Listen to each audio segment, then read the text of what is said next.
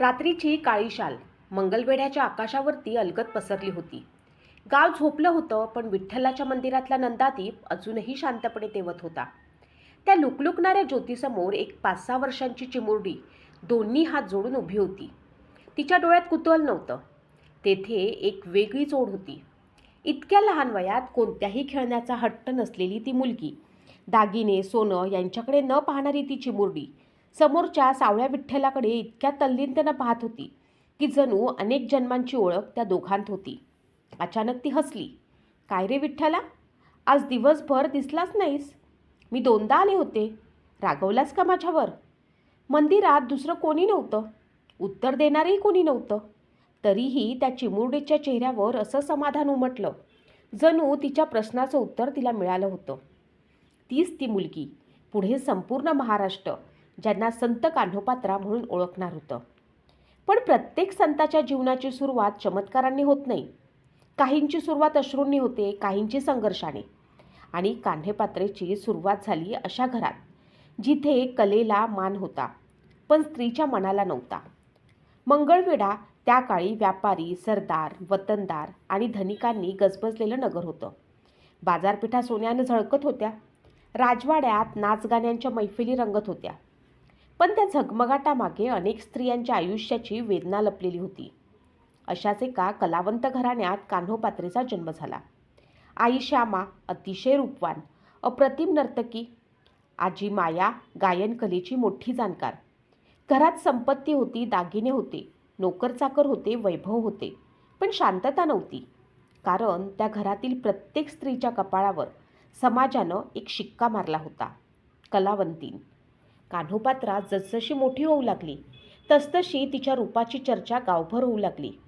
पण तिच्या आईला तिच्या सौंदर्याचा अभिमान वाटत असताना कान्होपात्रेला आरशात स्वतःचा चेहरा पाहण्यापेक्षा मंदिरातल्या विठ्ठलाचा चेहरा पाहण्यात अधिक आनंद मिळत होता. ती रोज पहाटे उठायची, अनवाणी मंदिरात जायची, गाभाऱ्याच्या दारात बसून तासनतास विठ्ठलाकडे पाहत राहायची. पुजाऱ्यालाही आश्चर्य वाटायचं. "बाळ, तुला एवढं काय दिसतं रे या मूर्तीत?" कान्होपात्रा हसायची. "मूर्ती नाही बाबा, माझा मित्र दिसतो." पुजारीही हसायचा. त्याला वाटायचं ही लहान मुलगी आहे, मोठी झाली की हा बालिशपणा जाईल. पण त्यांना माहीत नव्हतं, हा बालिशपणा नव्हता, ती भक्ती होती. आणि ही भक्ती एक दिवस इतिहास घडवणार होती. कान्होपात्रा दिवसेंदिवस मोठी होत होती, पण तिचं मन मात्र जगापासून दूर आणि विठ्ठलाच्या अधिकाधिक जवळ जात होतं. सकाळचा पहिला किरण उगवण्यापूर्वीच ती उठायची.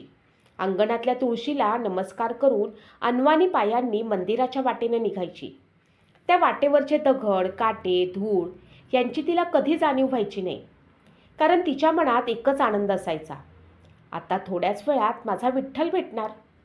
मंदिरात पोचताच ती गाभाऱ्याच्या दारात शांत उभी राहायची. पुजारी पूजा करत असताना ती अगदी एकटक विठ्ठलाकडे पाहत राहायची. पूजा संपली की ती हळूच पुढे जाऊन मूर्तीच्या चरणांवर डोकं ठेवायची आणि मंद आवाजात म्हणायची, "मी आले बघ, आज पुन्हा उशीर झाला नाही ना?" पुजारी तिचं हे बोलणं ऐकून हसायचा. पण जसजसे दिवस जाऊ लागले तसतसं त्यालाही जाणवू लागलं की ही मुलगी मूर्तीशी बोलत नाही, तर जिवंत सख्याशी संवाद साधते आहे. दुसरीकडे महालात वेगळंच वातावरण होतं. श्यामा रोज कान्होपात्रेला गायन, नृत्य आणि अभिनयाचे धडे देत होती. तिच्या पायात घुंगरू बांधले जात होते. हातांच्या मुद्रा, नजरेचे कटाक्ष, पदन्यास, लय, ताल यांचा सराव सुरू होता. पण कान्होपात्रा प्रत्येक वेळी एकच प्रश्न विचारायची, "आई, हा नाच मी विठ्ठलासमोर करू शकते ना?" श्यामा हसून म्हणायची, "देवासाठी नाही ग, हा नाच राजे, सरदार, मोठमोठ्या लोकांसाठी असतो." कान्होपात्रा शांत व्हायची, पण तिच्या मनाला हे उत्तर कधीच पटायचं नाही. तिच्या मते नृत्य ही पूजा होती आणि पूजा फक्त देवासाठीच असावी. दिवस जात होते, तिचे रूप खुलत होते. तिच्या चेहऱ्यावरचं तेज पाहून गावातील स्त्रिया म्हणू लागल्या, ही मुलगी साधी नाही. पण काहींच्या नजरेत तिच्या सौंदर्याचा हेवाही होता. कान्होपात्रेला या सगळ्यात काहीच घेणं देणं नव्हतं. ती मंदिरात जाऊन विठ्ठलाशी बोलायची, त्याला दिवसात घडलेली प्रत्येक गोष्ट सांगायची. एके दिवशी ती गाभाऱ्यात बसली असताना तिनं हळूच विचारलं, "विठ्ठला, तू दिवसभर इथेच उभा असतोस, तुला कंटाळा येत नाही का?" त्या प्रश्नावर ती स्वतःच हसू लागली. मग म्हणाली, "चल, उद्यापासून मी रोज तुला नवीन गाणं म्हणेन. तुला कंटाळा येऊ देणार नाही. दुसऱ्या दिवसापासून तिने अभंग म्हणायला सुरुवात केली. सुरुवातीला तिचा आवाज बालसुलभ होता, पण त्यात इतकी निर्मळ भक्ती होती की मंदिरात येणारे वारकरी तिचं गाणं ऐकण्यासाठी थांबू लागले. पुजाऱ्याचेही लक्षात आलं की अभंग म्हणायला लागली की मंदिरात एक वेगळीच प्रसन्नता पसरते. काही वृद्ध वारकरी तिच्या डोक्यावरती हात ठेवून आशीर्वाद द्यायचे. ते म्हणायचे, बाळ, तुझ्या आवाजात भक्ती आहे. पण कान्होपात्रा हसून उत्तर द्यायची, माझ्या आवाजात काही नाही, माझा विठ्ठलच गातो. तिचं हे उत्तर ऐकून अनेकांच्या डोळ्यात पाणी यायचं, कारण एवढ्या लहान वयात इतका निरागस विश्वास क्वचितच पाहायला मिळत होता. मात्र नियती तिच्यासाठी वेगळाच मार्ग तयार करत होती. तिच्या भक्तीचा सुगंध जितका दूर पसरत होता, तितकीच तिच्या रूपाची कीर्तीही दूरवर पोचत होती. आणि एक दिवस अशी बातमी मंगळवेढ्यात आली की ज्यामुळे कान्होपात्रेच्या आयुष्यातील शांत दिवस संपणार होते आणि भक्तीची खरी परीक्षा सुरू होणार होती. मंगळवेढ्याच्या बाजारात त्या दिवशी नेहमीपेक्षा जास्त गर्दी होती. व्यापाऱ्यांच्या हाका, बैलगाड्यांच्या चाकांचा आवाज, घोड्यांच्या टापा आणि लोकांची वर्दळ यामुळे संपूर्ण नगर गजबजलं होतं. पण त्या गोंधळातही प्रत्येकाच्या तोंडी एकच नाव होतं, कान्होपात्रा. कुणी तिच्या अप्रतिम गाण्याचं कौतुक करत होतं, कुणी तिच्या नृत्याचं, कुणी तिच्या रूपाचं. पण त्या कौतुकाच्या गर्दीत फार थोड्या लोकांना तिच्या डोळ्यात फक्त विठ्ठलाचं प्रतिबिंब दिसत होतं. एक वृद्ध वारकरी बाजारातून जाताना म्हणाला, ही मुलगी मोठी कलावंत होईल की मोठी संत हे आज सांगता येणार नाही, पण तिच्या कपाळावर देवाची कृपा स्पष्ट दिसते. त्यांचं वाक्य ऐकून काही जण हसले, काहींनी दुर्लक्ष केलं, कारण त्या काळात रूपवान मुलीच्या भक्तीपेक्षा तिच्या सौंदर्याची जास्त चर्चा होत असे. त्या संध्याकाळी कान्होपात्रा नेहमीप्रमाणे मंदिरात गेली. गाभाऱ्यातील दीपमाळ शांतपणे लुकलुकत होती. तिनं विठ्ठलाच्या चरणावरती फुलं अर्पण केली आणि म्हणाली, आज सगळे माझ्याबद्दल बोलत होते, पण मला त्यांचं काहीच वाटलं नाही. मला फक्त तू सांग, आज माझं गाणं तुला आवडलं का? ती काही क्षण शांत उभी राहिली. मग तिच्या चेहऱ्यावर एक हसू उमटलं, जणू उत्तर मिळालं होतं. तेवढ्यात पुजारी तिच्याजवळ आला. बाळ, तुला एक गोष्ट सांगू का? कान्होपात्रेनं मान हलवली. पुजारी म्हणाला, लोकांचं कौतुक कधी डोक्यात जाऊ देऊ नकोस, कारण लोक आज फुलं उधळतात आणि उद्या दगडही मारतात, पण देवाचं प्रेम बदलत नाही. कान्होपात्रेनं विठ्ठलाकडे पाहिलं आणि शांतपणे उत्तर दिलं, मला लोकांचं प्रेम नकोच आहे बाबा, माझा विठ्ठल माझ्यावर रुसू नये एवढंच पुरेसं आहे. पुजाऱ्याच्या डोळ्यात पाणी आलं. त्यानं तिच्या डोक्यावर हात ठेवला. त्याच रात्री मंगळवेढ्यात एक शाही ताफा दाखल झाला. पुढे उंच घोड्यावर बसलेला एक सरदार, मागे सैनिक, नोकर आणि दूत. नगरामधील लोक रस्त्याच्या दुतर्फा उभे राहून तो ताफा पाहत होते. ताफा थेट नगरप्रमुखाच्या वाड्याकडे आले. रात्री उशिरापर्यंत तिथे चर्चा सुरू होती. दुसऱ्या दिवशी सकाळी बातमी संपूर्ण नगरात पसरली. दक्षिणेकडील एका बलाढ्य सुलतानाच्या दरबारात कान्होपात्रेच्या अद्वितीय सौंदर्याची आणि कलेची चर्चा पोहोचली होती. सुलतानानं तिला आपल्या दरबारात आणण्याची इच्छा व्यक्त केली होती. अनेकांसाठी ती मोठ्या सन्मानाची गोष्ट होती, पण ज्यांना कान्होपात्रेचं मन माहिती होतं त्यांच्या काळजात धडकी भरली, कारण त्यांना माहीत होतं ही मुलगी राजदरबारात नाचण्यासाठी जन्माला आलेली नाही. तिच्या पायातील घुंगरू फक्त विठ्ठलाच्या चरणांसाठीच वाजतात. त्या दिवशी संध्याकाळी कान्होपात्रा पुन्हा मंदिरात आली, पण आज तिच्या मनात एक अज्ञात अस्वस्थता होती.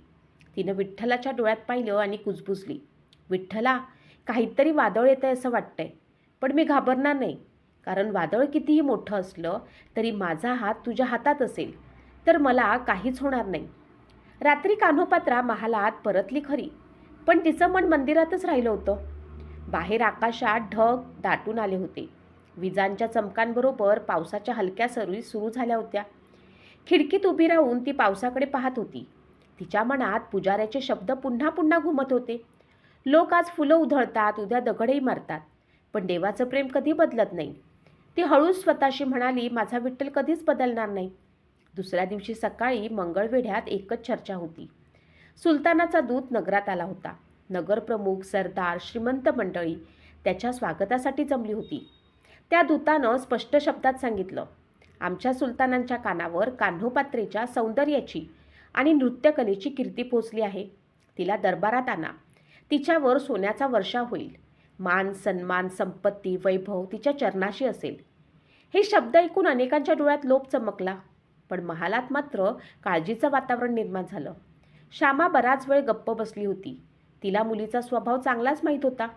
संपत्ती, दागिने, राजवैभव यापैकी कशाचीही मोह कान्होपात्रेला नव्हता. संध्याकाळी तिनं मुलीला जवळ बसवलं. प्रेमानं तिचे केस कुरवाळत ती म्हणाली, बाळ, आयुष्यात प्रत्येकाला अशी संधी मिळत नाही. दरबारात गेलीस तर तुझं नाव दूरदूरपर्यंत होईल. कान्होपात्रेनं आईच्या डोळ्यात पाहिलं आणि शांतपणे विचारलं, आई, नाव मोठं झालं म्हणजे माणूस मोठा होतो का? श्यामा काहीच बोलली नाही. कान्होपात्रा पुढे म्हणाली, जर नावानेच माणूस मोठा होत असेल तर पुंडलिकाचं नाव आजही लोक का घेतात? कारण त्यानं देवाला जिंकलं. मला लोकांच्या तोंडातलं नाव नको. मला विठ्ठलाच्या मनात जागा हवी आहे. श्यामाच्या डोळ्यात पाणी आलं. ती मुलीला समजावत होती, पण तिच्याच मनात द्वंद्व सुरू झालं. एका बाजूला संसाराची वास्तवता होती, तर दुसऱ्या बाजूला मुलीची निरागस भक्ती. त्याच रात्री कान्होपात्रा मंदिरात गेली. गाभाऱ्यात शांतता होती. तिनं विठ्ठलाकडे पाहिलं आणि हसत म्हणाली, आज सगळे म्हणतात मला मोठं व्हायचं आहे, पण मी आधीच मोठी आहे ना, कारण मी तुझी आहे. तिचे शब्द ऐकून पुजारी दारातच थांबला. त्याला त्या क्षणी जाणवलं, ही मुलगी भक्ती शिकत नाही, ती भक्ती जगत आहे. तेवढ्यात मंदिराबाहेर एका वारकऱ्याचा आवाज घुमला. तो अभंग गात होता, देह जाओ अथवा राहो पांडुरंगी मनवा आहे. कान्होपात्रेनं डोळे मिटले. त्या अभंगातील प्रत्येक शब्द तिच्या हृदयात उतरला. तिनं मनोमन निश्चय केला, जग मला कुठेही नेण्याचा प्रयत्न करेल, पण माझं मन फक्त पंढरीच्या विठ्ठलाच्या चरणीच राहील. आणि नियतीने जणू तिचा निर्धार ऐकला होता. कारण दुसऱ्याच दिवशी पहाटे राजमुद्रेचं पत्र घेऊन एक शाही दूत थेट श्यामा महालाच्या दारात येऊन उभा राहिला. त्या पत्रात आदेश होता, विनंती नव्हती. आणि त्या आदेशामुळे कान्होपात्रेच्या आयुष्यातील सर्वात मोठ्या संघर्षाची सुरुवात होणार होती.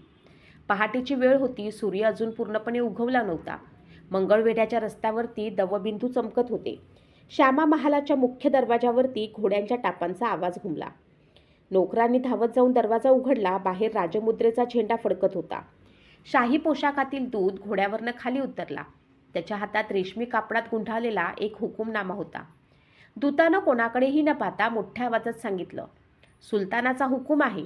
मंगळवेढ्यातील प्रसिद्ध नर्तकी कान्होपात्रेला 15 दिवसाच्या आत दरबारात हजर करण्यात यावे. हुकुमाची अवहेलना करणाऱ्याला राजद्रोही समजले जाईल. एवढे बोलून त्याने हुकूमनामा श्यामाच्या हातात दिला आणि तितक्याच वेगानं घोड्यावर बसून निघून गेला. महालात भयंकर शांतता पसरली. श्यामा बराच वेळ त्या पत्राकडे पाहत राहिली. तिच्या हातांचे थरकाप थांबत नव्हते.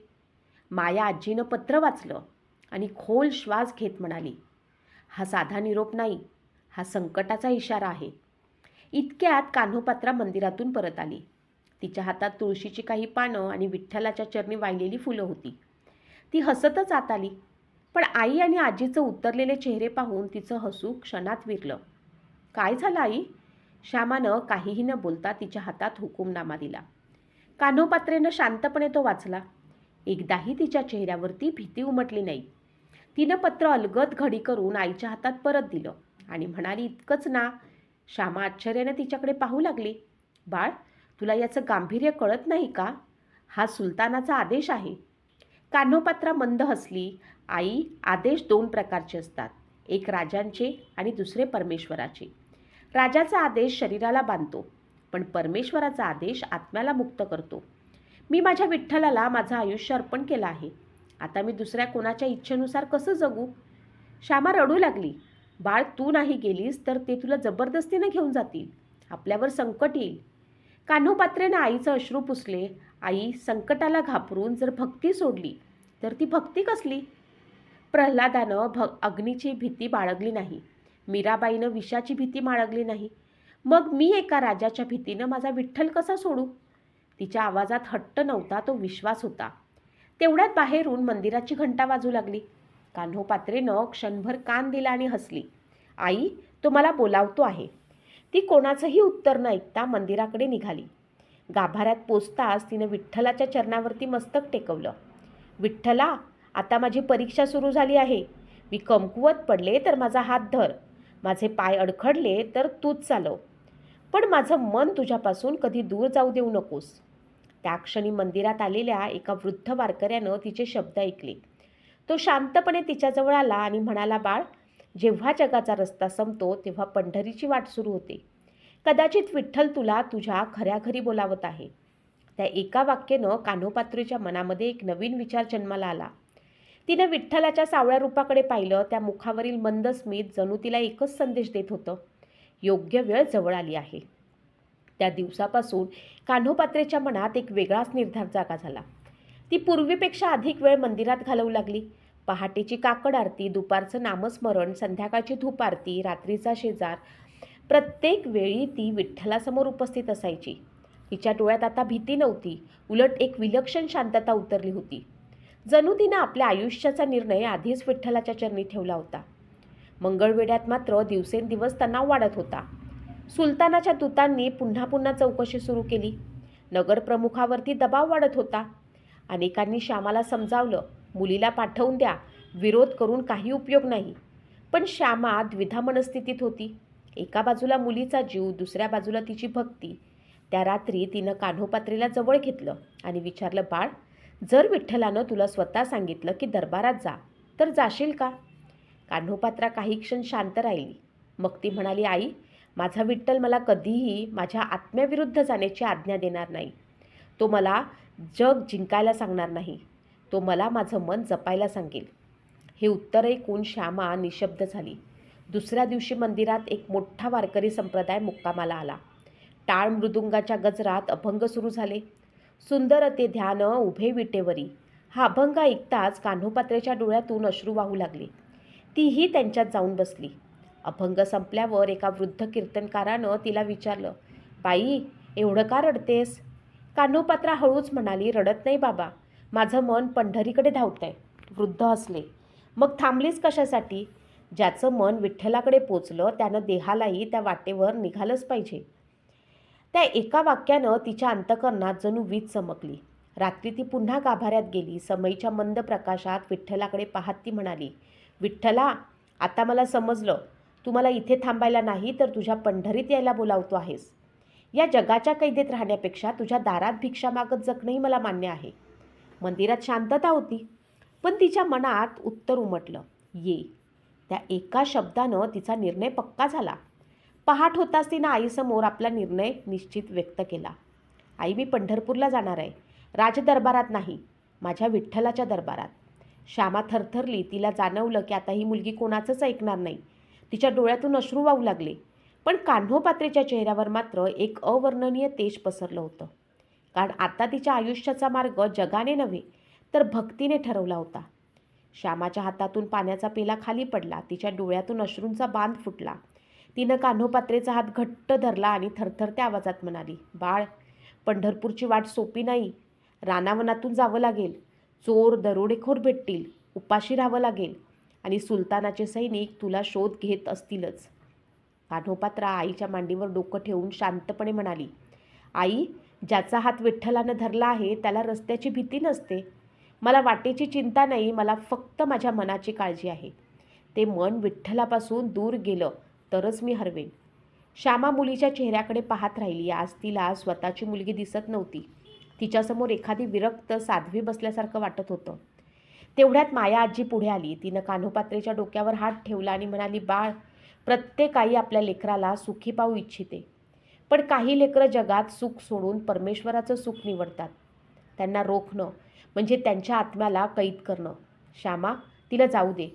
तिचा मार्ग आता आपण ठरवू शकत नाही. त्या शब्दांनी महालात पुन्हा शांतता पसरली. दुसऱ्या दिवशी पहाटे कान्होपात्रा नेहमीप्रमाणे मंदिरात गेली. आज तिच्या हातात फुलांची टोपली नव्हती. तिनं विठ्ठलाच्या चरणी फक्त एक तुळशीचं पान ठेवलं. पुजारी आश्चर्यानं म्हणाला, बाळ, आज एवढंच? कान्होपात्रा हसली. बाबा, आज मी फुलं नाही आणली, कारण आज मी स्वतःलाच अर्पण करायला आले आहे. पुजाऱ्याच्या अंगावर काटा आला. त्यानं थरथरत्या हातांनी तिच्या कपाळावरती गंध लावला. विठ्ठल तुझं रक्षण करो. कान्होपात्रेनं विठ्ठलाच्या मूर्तीवरती नजर रोखली. तिच्या डोळ्यात अश्रू नव्हते, फक्त प्रेम होतं. ती मनोमन म्हणाली, विठ्ठला, आजपासून माझ्या प्रत्येक पावलाची दिशा तू ठरव. मी कुठे थांबायचं, कुठे चालायचं, कुणाशी बोलायचं, कुणाला क्षमा करायची, सगळं तुझंच. मंदिराबाहेर येताच तिला दूरवर टाळ मृदुंगाचा मंद आवाज ऐकू आला. काही वारकरी पंढरपूरच्या वारीसाठी निघाले होते. त्यांच्या मुखातून एकच गजर घुमत होता, ज्ञानोबा माऊली तुकाराम. कान्होपात्रेच्या चेहऱ्यावरती आनंद फुलला. ती धावत त्यांच्या जवळ गेली. एका वृद्ध वारकऱ्यानं तिला विचारलं, बाई कुठं निघालीस? कान्होपात्रा दोन्ही हात जोडून म्हणाली, माझ्या विठुरायाच्या भेटीला. वृद्धानं तिच्या डोळ्यात पाहिलं. त्याला त्या डोळ्यात खोटेपणा नव्हता, अपेक्षा नव्हती, फक्त नितांत भक्ती होती. तो हसला आणि म्हणाला, मग चल आमच्यासोबत. पण लक्षात ठेव, पंढरपूरची वाट पायांनी चालायची नसते, ती श्रद्धेने चालायची असते. कान्होपात्रेनं नम्रपणे त्यांच्या चरणांना स्पर्श केला. त्या क्षणी तिला जाणवलं तिचा प्रवास सुरू झाला आहे. हा प्रवास मंगळवेढ्याहून पंढरपूरपर्यंतचा नव्हता. तो एका कलावंतिनीच्या मुलीपासून संतत्वाकडे जाणाऱ्या आत्म्याचा प्रवास होता. धुसर प्रकाशात वारकऱ्यांचा लहानसा ताफा मंगळवेढ्याबाहेर पडला. पुढे भगवी पताका वाऱ्यावर डोलत होती. तिच्या मागे टाळ मृदुंगाच्या तालावर हरिनामाचा अखंड गजर सुरू होता. राम कृष्ण हरी विठ्ठल विठ्ठल. त्या गजरात कान्होपात्रेचं मन पूर्णपणे विरघळून गेलं. प्रत्येक पाऊल टाकताना तिला वाटत होतं, आपण जमिनीवर चालत नाही, तर विठ्ठलाच्या नावावर चालत आहोत. काही अंतर गेल्यावरती तिने एकदा मागे वळून मंगळवेढ्याकडे पाहिलं. जन्मापासून जिथं वाढली तिथे आई, आजी, बालपण, आठवणी सगळं मागे राहिलं होतं. तो महाल आता धुसर झाला होता. तिच्या डोळ्यात क्षणभर पाणी आलं, पण लगेच तिनं डोळे मिटले आणि मनात म्हटलं, विठ्ठला, मागे वळून पाहण्याची शक्ती नको, पुढे चालत राहण्याचं धैर्य दे. वाटेत ऊन चढू लागलं. धुळीचे लोट उडत होते. काही वारकऱ्यांच्या पायातून रक्त येत होतं. तरी कोणाच्याही मुखावर तक्रार नव्हती. प्रत्येकाच्या ओठावर फक्त अभंग होते.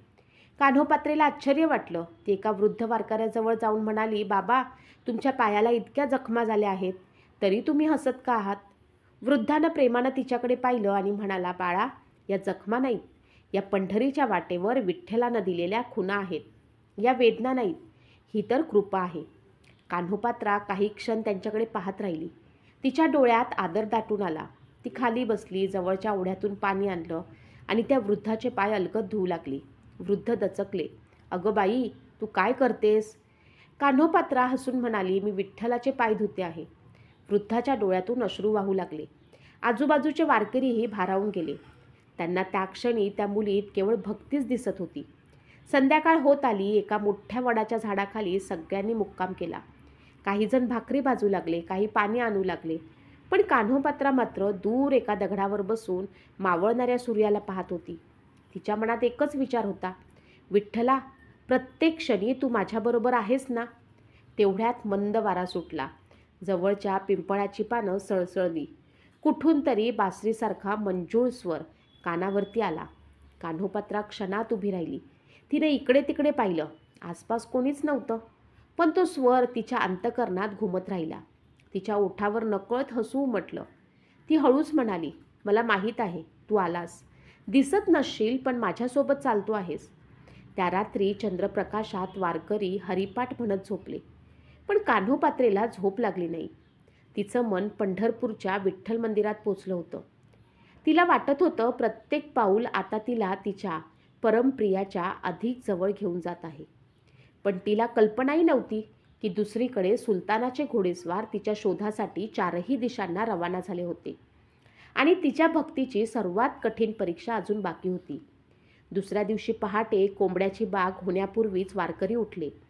चंद्रभागेची ओढ अजून दूर होती, पण प्रत्येकाच्या मनात पंढरीचे दर्शन आधीच उजाडले होते.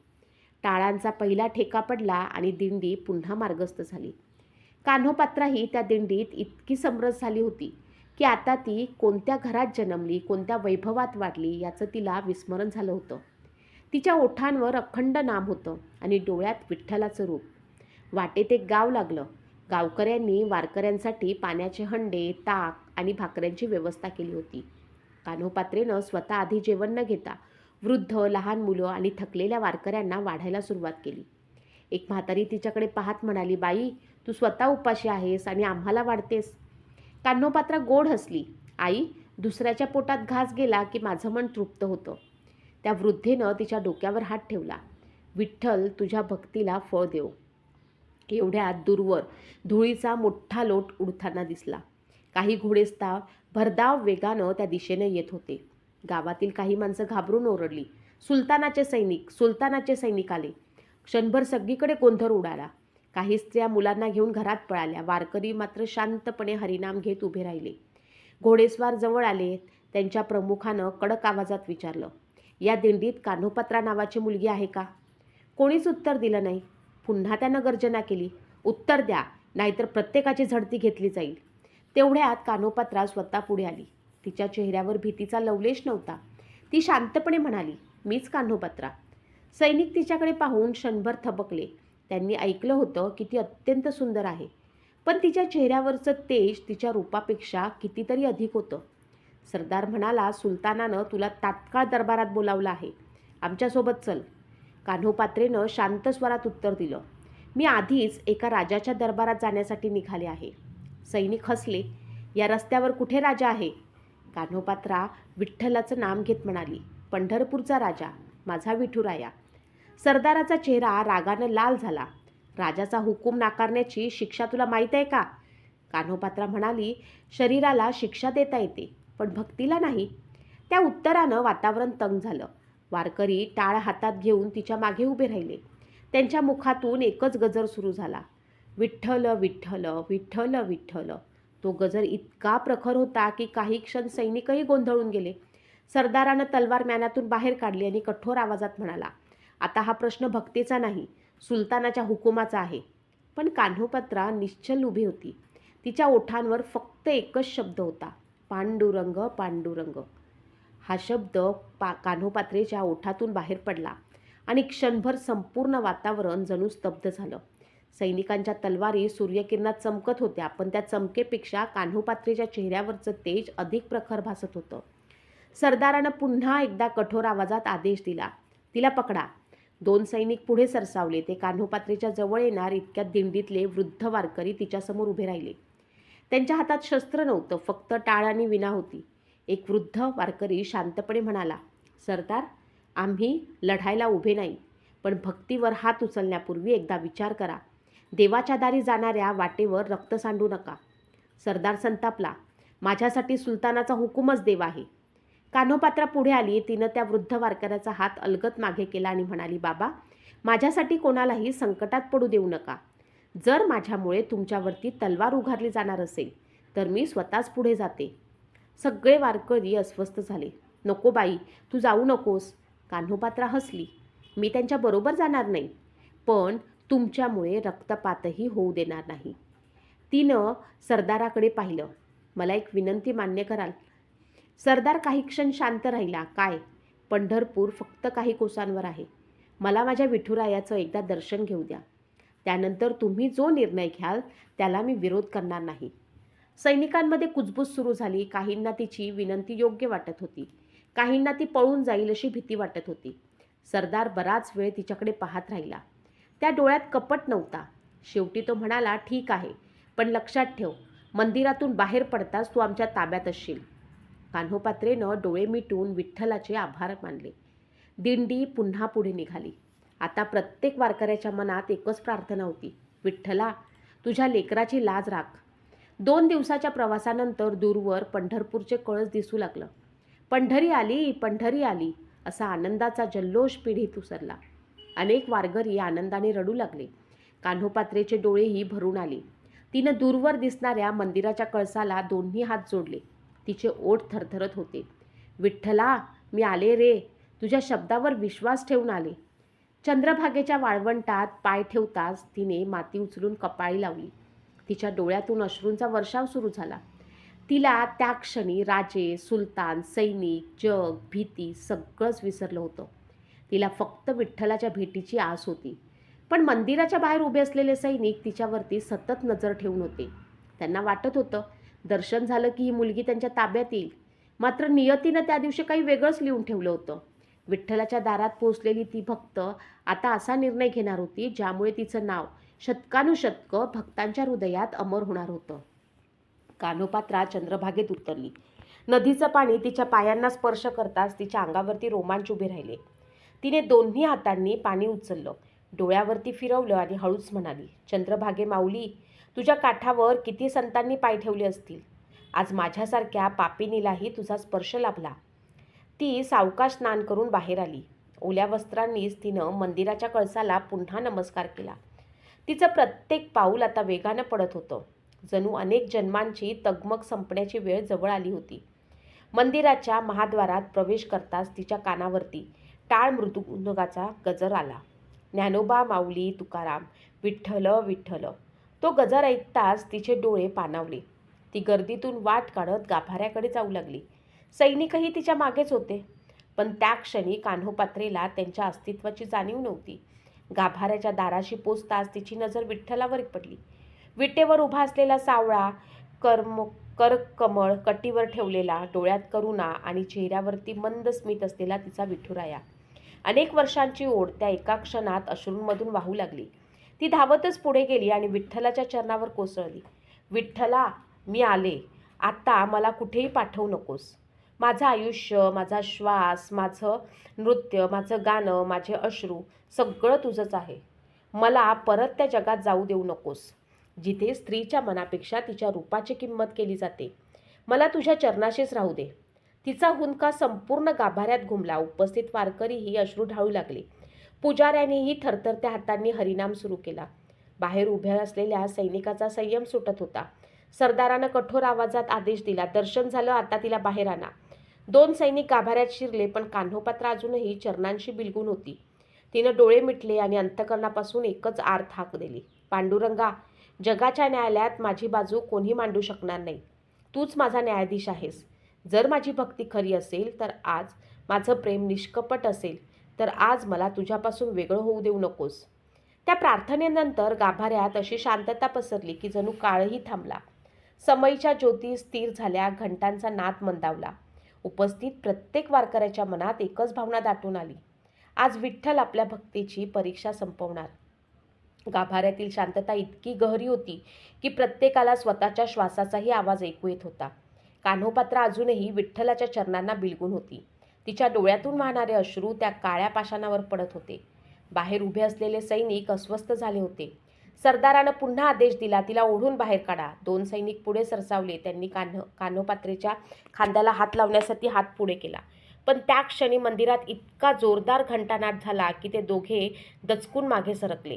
आश्चर्याची गोष्ट म्हणजे त्यावेळी घंटा वाजवण्यासाठी कोणीही दोरी ओढत नव्हतं. वारकरी हरिनामाच्या गजरात दंग झाले. विठ्ठल विठ्ठल पांडुरंग हरी. त्या गजराने मंदिर दुमदुमून गेलं. कान्होपात्रेने डोळे उघडले. तिची नजर विठ्ठलाच्या डोळ्यावर स्थिरावली. त्या क्षणी तिला जणू संपूर्ण जग नाहीसं झाल्यासारखं वाटलं. तिच्या मनात एकच आवाज घुमला, कान्हू, घाबरू नकोस. ज्या भक्तानं स्वतःला पूर्णपणे माझ्यावर सोपवलं त्याला जगातील कोणतीही सत्ता माझ्यापासून दूर करू शकत नाही. त्या शब्दांनी तिच्या चेहऱ्यावरती विलक्षण समाधान उमटलं. तिने पुन्हा एकदा चरणांवरती मस्तक ठेवलं. मंदिरात उपस्थित प्रत्येक जण स्तब्ध झाला होता. पुढे काय घडलं याबद्दल वेगवेगळ्या लोकपरंपरा सांगितल्या जातात. वारकरी परंपरेतील एका कथनानुसार त्या क्षणी कान्होपात्रा विठ्ठलाच्या चरणी पूर्णपणे लीन झाली.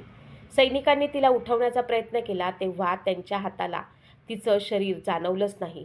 काही कथांमध्ये सांगितलं जातं की ती भगवंतात विलीन झाली, तर काही कथांनुसार तिचा देह चरणाजवळ निश्चल अवस्थेत आढळला. या कथनांचे ऐतिहासिक पुरावे निश्चित उपलब्ध नाहीत, परंतु सर्व परंपरांमध्ये एक गोष्ट समान आहे, कान्होपात्रेची भक्ती कोणत्याही राजसत्तेपेक्षा मोठी ठरली. सरदार काही क्षण निशब्द उभा राहिला. त्याच्या हातातील तलवार खाली झुकली. त्याला जाणवलं की तलवारीनं राज्य जिंकता येतं, पण भक्ताचं मन नाही. पुजाऱ्याच्या डोळ्यातून अश्रू वाहत होते. तो विठ्ठलाच्या चरणाशी उभा राहून म्हणाला, पांडुरंगा, आज पुन्हा सिद्ध झालं की तू भक्ताची लाज राखतोस. मंदिरात उपस्थित प्रत्येक वारकरी रडत होता, पण ते दुःखाचे अश्रू नव्हते. ते एका भक्तेच्या पूर्ण समर्पणाचे साक्षीदार झाल्याचे अश्रू होते. त्या दिवसानंतर कान्होपात्रा हे नाव फक्त एका कलावंतिनीच्या मुलीचं राहिलं नाही. ते भक्ती, आत्मसन्मान आणि अखंड समर्पणाचं प्रतीक बनलं. आजही पंढरपूरला जाणारा प्रत्येक वारकरी विठ्ठलाच्या दर्शनाबरोबर संत कान्होपात्रेची आठवण काढतो. कारण त्यांनी शिकवून दिलं की भक्ती म्हणजे केवळ अभंग गाणं नाही, तर सत्यासाठी, पावित्र्यासाठी आणि परमेश्वरावरील अखंड विश्वासासाठी संपूर्ण आयुष्य अर्पण करणं होय. आणि म्हणूनच आजही विठ्ठलाच्या दारी उभं राहून एखादा वारकरी डोळे मिटतो तेव्हा त्याच्या प्रार्थनेत नकळत एक ओळ सामील झालेली असते, हे विठ्ठला, संत कान्होपात्रेसारखं निर्मळ मन आम्हालाही दे.